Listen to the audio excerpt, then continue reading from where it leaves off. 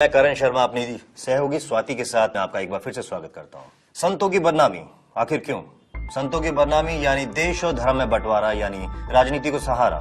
आखिर क्यों लग रहे हैं संत आशाराम बापू पे लगातार इल्जाम? एक सिलसिला ऐसा जो लगातार जारी है। आपको बता दें ये बात है सन 2004 में दिवाली के अवसर पर श्रद्धेय शंकराचार्य स्वामी श्री जयेंद्र सरस्वती को गिरफ्तार किया गया। उन पर कई झूठे और बेबुनियाद आरोप लगाए गए। आपको बता दें कि उसी वक्त आशाराम बापू ने यह भविष्यवाणी की थी कि देश और धर्म ही नहीं बल्कि साधु और संतों के खिलाफ एक समांतर ताकत काम कर रही है जो निश्चित तौर पर आगे चलकर उनके खिलाफ भी साजिशें रचेगी। और आज आसाराम बापू की इसी भविष्यवाणी को सही साबित करने में जुटे हुए हैं कई लोग। नई कहानियां बनाना और नए आरोप लगाना तो मानो एक फैशन सा बन गया है। इन आरोपों का कोई अंत नजर नहीं आता और आज हम इन्हीं बेबुनियादी आरोपों का पर्दाफाश करेंगे।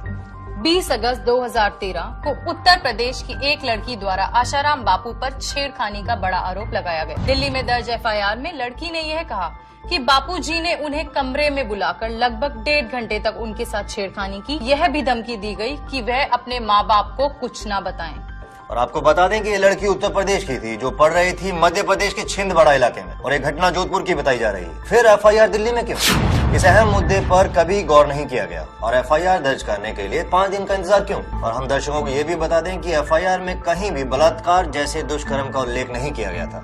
लेकिन क्या मीडिया ने इसे जिम्मेदारी से प्रस्तुत किया? छानबीन शुरू होने के पूर्व ही कुछ न्यूज चैनल्स ने आरोप तक तय कर दिए और सीधी गिरफ्तारी की मांग कर डाली। बार बार यह दर्शाया जा रहा था कि बापूजी पर बलात्कार का आरोप लगाया है। 26 अगस्त 2013 को जोधपुर के डीसीपी अजय लांबा ने प्रेस कॉन्फ्रेंस में यह साफ बताया कि एफआईआर में कहीं भी ऐसे दुष्कर्म का उल्लेख ही नहीं है। वेरी फर्स्ट डे से हम ये कह रहे हैं कि 376 का ना कोई मेडिकल एविडेंस है, ना कोई पीड़िता ने आरोप लगाया है। रही बात छेड़खानी की, लड़की की मां कमरे के बाहर बैठी थी।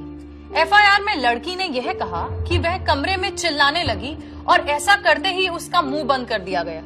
बड़ी ताज्जुब की बात है कि मां को चिल्लाने की आवाज सुनाई नहीं दी।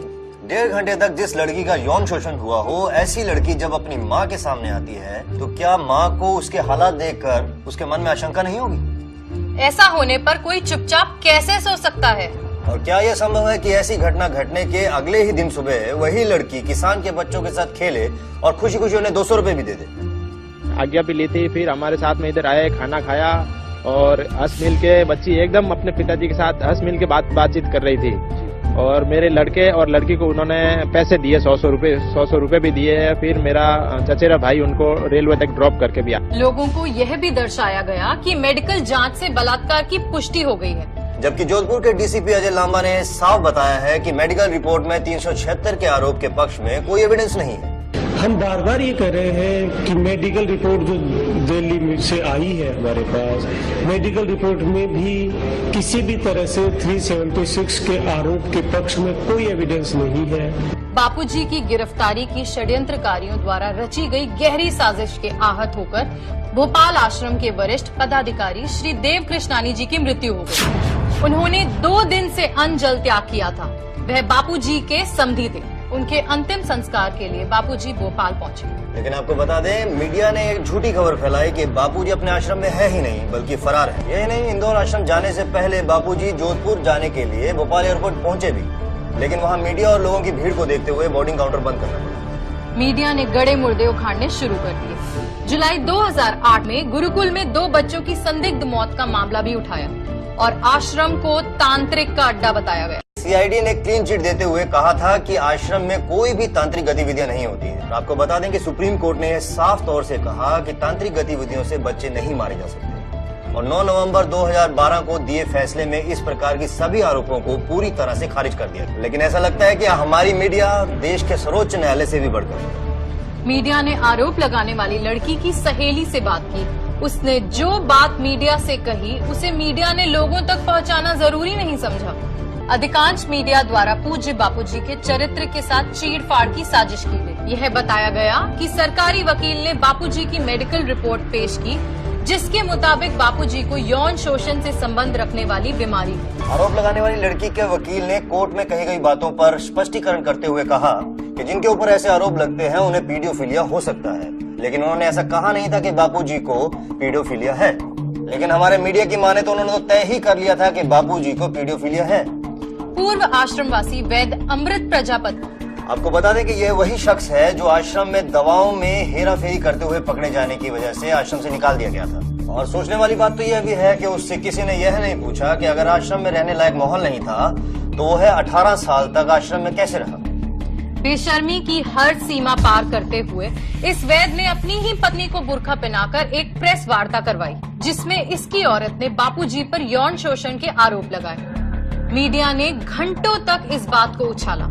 इसकी पत्नी के बेबुनियाद आरोपों को चटपटा बनाकर दर्शकों को परोसा गया। और 4 महीने बाद जब न्यायाधीश DK त्रिवेदी जांच आयोग में हुई विशेष पूछताछ में जब यह बात झूठी साबित हो गई तो किसी मीडिया ने यह बात अपने दर्शकों तक पहुंचाने की जहमत तक नहीं उठाई। आरोपों का सिलसिला मानो जैसे रुकने का नाम ही न लगा। अमृत वैद्य ने लगाया और एक आरोप कि बापूजी अफीम खाते हैं, लेकिन बापूजी की मेडिकल रिपोर्ट में अफीम खाने की कोई भी बात सामने नहीं आई है। छिंदवाड़ा गुरुकुल में 20 लड़कियों की आत्महत्या के बेबुनियाद आरोप लगाए। आज तक गुरुकुल में किसी छात्रा ने आत्महत्या की ही नहीं।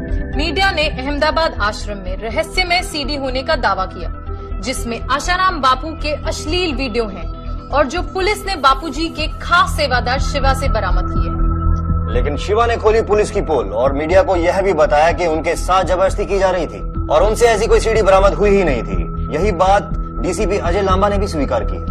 आश्रम से भागे हुए राजू चांडक ने दिसंबर 2009 को अपने शरीर पर गोली सेट करवा ली और गोली चलाने के आरोप आश्रमवासी गजानन पर लगाए। जांच में यह आरोप झूठे साबित हुए। आपको बता दें कि ये वही राजू चांडक है जो एक स्टिंग ऑपरेशन में एक लड़की को आशाराम बापू के खिलाफ रेप का आरोप लगाने के लिए 5 लाख रुपए देने को राजी होते हुए नजर आए। जो 5 ट्रस्टी उनमें से आशाराम मर गया, नारायण कहीं चला गया, सुरेश कहीं अलग बैठा है, कोई अलग बैठा हुआ कोई आदमी है नहीं जो ट्रस्ट की लिस्ट में था, तो क्या करोगे आप? पूरा हो जाएगा। और एक पूर्व आश्रमवासी महेंद्र चावला ने भी यह आरोप लगाए कि आश्रम में तांत्रिक गतिविधियां होती। उसकी विकृत मानसिकता के चलते उसे आश्रम से निकाल दिया गया। बापूजी के ठीक जमानत के पूर्व साजिशकर्ताओं ने सूरत में 2 बहनों से फिर से बलात्कार का ढोंग रचाकर बापूजी के साथ उनके पूरे परिवार को लपेट में ले। बापूजी की बेटी भारती देवी ने कहा कि कोई पत्नी अपनी पति के लिए और कोई बहन अपने भाई के लिए ऐसे दुष्कर्म भला कैसे कर सकती है, और ये आरोप ही लज्जास्पद है, संभव ही नहीं। सब झूठे ही आरोप है उसके, मेरे को उसके आचरण पे और संयम पे। संयम है उसके संग से बहुत ही लड़कियां संयमी हो जाती है और मेरे को पूरा विश्वास है वो ऐसा कुछ नहीं है उसमें। मीडिया ने यह संगीन आरोप भी लगाया कि बापूजी की राजधार शिल्पी फरार है। ब्रिजमोहन गुप्ता उर्फ भोलानंद ने यह आरोप लगाया कि जम्मू आश्रम में बच्चों को दफन किया जाता है और आश्रम में तंत्र मंत्र की विद्या होती है। इस पूरे मामले का खुलासा किया सेवादार विक्की ने, जिन्होंने भोलानंद के साथ हुई बातचीत की एक फोन कॉल रिकॉर्ड कर ली थी और वही रिकॉर्डिंग पुलिस के सामने पेश की। पुलिस द्वारा किए गए छानबीन से पता चला कि यह आरोप गलत है और बापूजी के आश्रम को ऐसे दर्शाया गया जैसे आश्रम नहीं अय्याशी का अड्डा हो। लोगों में आक्रोश पैदा करने की कोशिश की गई। कई सालों तक जमीन पर कब्जे करने और आश्रम को सील करने की बात की गई और कुछ आश्रम की बाउंड्रीज हटाई गई और लोगों को यह बताया गया कि आश्रम पूरी तरह से तोड़ दिए गए। मीडिया ने दावा किया कि अहमदाबाद आश्रम में पुलिस ने छापा मारा, जबकि DCP अजय लांबा ने प्रेस कॉन्फ्रेंस में यह साफ बताया है कि कोई छापा नहीं मारा गया। मीडिया में उछाला गया कि आरोप लगाने वाली लड़की के पिता ने यह बताया है कि आश्रम की ओर से धमकी वाली ऑडियो उनके पास है। लड़की की पक्ष की ओर से ना ही ऐसी कोई शिकायत दर्ज हुई है और ना ही पुलिस को कोई ऐसी ऑडियो मिली। ऐसा दुष्प्रचार किया गया कि बापूजी के समर्थकों ने गुंडागर्दी की। हम आपसे पूछना चाहते हैं कि एक लोकतंत्र देश में अपनी मांगों को सामने लाने के लिए या भारत में अपने सबसे प्रिय संत को समर्थन दिखाने के लिए एक शांतिपूर्वक धरना देना भी क्या गुनाह है? और तो और कई जगहों पर निर्दोष समर्थकों को बड़ी बेरहमी से पिटा। लाठीचार्ज हो गया यहाँ पर जोधपुर जेल के बाहर। जोधपुर जेल के बाहर लाठीचार्ज हो रहा है। और सिलसिला सिर्फ आशाराम बापू तक सीमित नहीं है। संत नित्यानंद स्वामी, बाबा रामदेव, बाबा राम रहीम, संत कृपालू जी महाराज और स्वामी नारायण के संत प्रमुख स्वामी, इन सभी संतों पर किसी न किसी का आरोप लगाकर उन्हें बदनाम किया गया। यह लोगों को गुमराह करने की गंदी साजिश है।